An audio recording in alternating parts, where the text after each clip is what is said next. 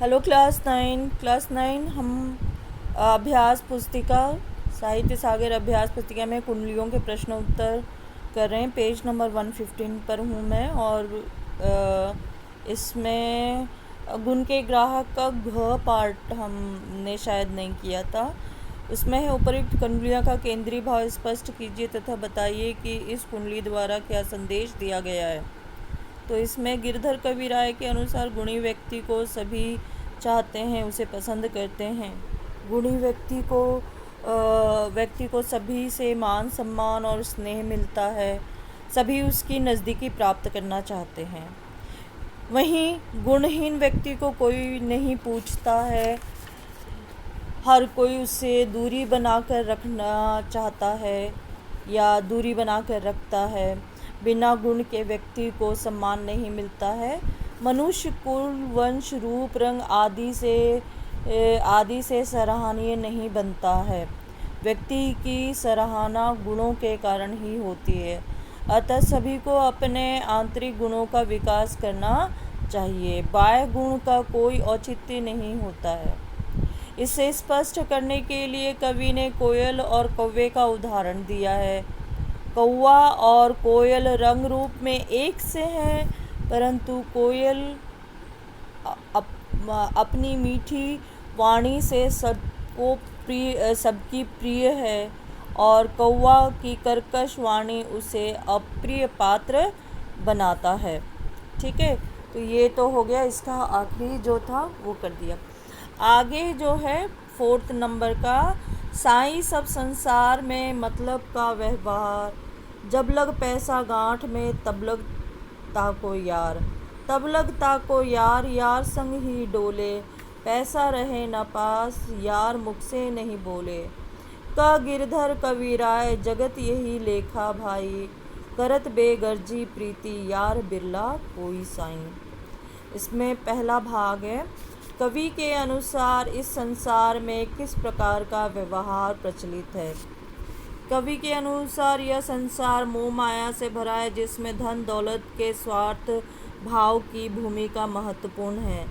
इस संसार में सभी रिश्ते स्वार्थ भाव से प्रेरित होकर बनाए जाते हैं। इस संसार में सब तरफ मतलब का व्यवहार है। बिना स्वार्थ के कोई किसी से मित्रता नहीं करता है। जब तक स्वार्थ पूरा होता रहता है, मित्र बना रहता है। कठिन समय आते ही ढोंगी मित्र साथ छोड़ देता है, अर्थात जब तक पैसा पास तब तक मित्र साथ, और जैसे जैसे ही पैसा समाप्त मित्रता भी समाप्त। तो इसे कवि ने कहा है कि केवल पैसे के ही मित्र लोग बनते हैं, दुख में और विपरीत परिस्थितियों में साथ छोड़ देते हैं। इस तरह से विपत्तियों में सही मित्र की और सच्चे मित्र की पहचान हो जाती है। ख है इसका, साईं सब संसार में, शीर्षक कुंडली से मिलने वाले संदेश पर प्रकाश डालिए। तो प्रस्तुत कुंडली के माध्यम से कवि संदेश देते हैं कि इस संसार की रीति ही यही है। यहाँ पर सब व्यवहार स्वार्थ पर आधारित है।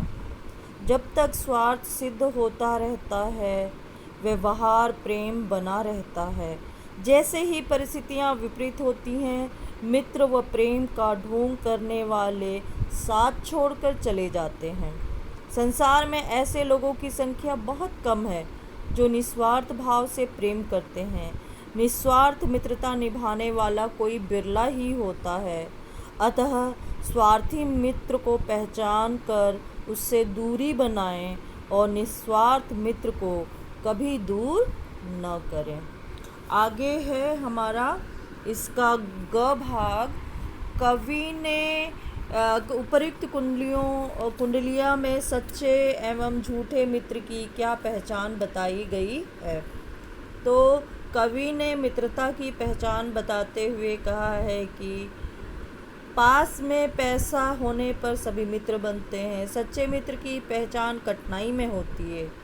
ढोंगी मित्र तब तक ही साथ रहता है जब तक उसके स्वार्थ की पूर्ति होती रहती है। अर्थात जब तक मित्र के पास पैसा होता है, सच्चे मित्र होने का ढोंग बनाए रखता है। जैसे ही पैसा मित्र जैसे जैसे ही मित्र विपत्ति में आता है और पैसा खत्म हो जाता है, स्वार्थी मित्र की मित्रता भी समाप्त हो जाती है। सच्चे मित्र सदैव साथ रहते हैं, विपत्ति में भी वे बिना स्वार्थ के मित्र के साथ खड़े रहते हैं। ऐसे मित्र बिरले होते हैं। संसार में ऐसे मित्रों की संख्या कम है, अतः इन्हें पहचान कर सदैव अपने पास रखना चाहिए। तो सच्चा मित्र जो होता है वो कभी भी आपका साथ नहीं छोड़ता है। आपके हर एक कर्म पर, आपके हर एक परिस्थिति में वो आपका साथ देता है, आपका समझाता है। इसी का घ भाग है कि ऊपरी कुंडलिया का प्रतिपाद्य लिखिए। तो उसका किया है कि प्रस्तुत कुंडली में कवि ने कहा है कि इस संसार में मतलब का व्यवहार प्रचलित है। जब तक पास पैसा है, लोग मित्र बने रहते हैं। मित्र हर समय आपके साथ साथ रहता है। पैसा पास नहीं हो तो मित्र साथ छोड़ देता है, वह मुंह से बोलता तक नहीं है। कवि ने कहा है कि यह संसार स्वार्थ की रीति पर ही चलता है। जब तक तुम्हारे पास पैसा, धन, संपत्ति है, आपके सगे बनेंगे। सच्चा मित्र बनने का स्वांग करेंगे, परंतु विपरीत परिस्थिति के आते ही, अर्थात धन संपत्ति के जाते ही ढोंगी मित्र मुख मोड़ लेता है। परंतु जो सच्चा मित्र होगा वह सदा साथ खड़ा होगा। परंतु ऐसे मित्र अर्थात निस्वार्थ मित्रता करने वाला कोई ही होता है। ऐसे मित्र को पहचानना जरूरी है। आगे इसमें हमारा है 5th वाला, रहिए लपट काटे दिन बरु घामे माँ सोए, चान बाकी बैठिए जो तरु पतरो होए। जो तरु पतरो होए एक दिन धोखा देहें, जा दिन बहे बयारी टूटी तब जर से जेहें। कह गिरधर कविराय छाह मोटे की कहिए, पाती सब झरी जाए तो छाया में रहिए। कवि के अनुसार हमें किस प्रकार के पेड़ की छाया में नहीं बैठना चाहिए और क्यों? कवि के अनुसार हमें सदैव मोटे जड़ वाले पुराने पेड़ों की छाया में आराम करना चाहिए।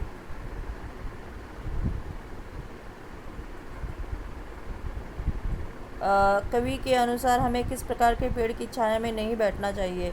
कवि के अनुसार हमें पतले पेड़ की छाया में नहीं बैठना चाहिए, क्योंकि पतला पेड़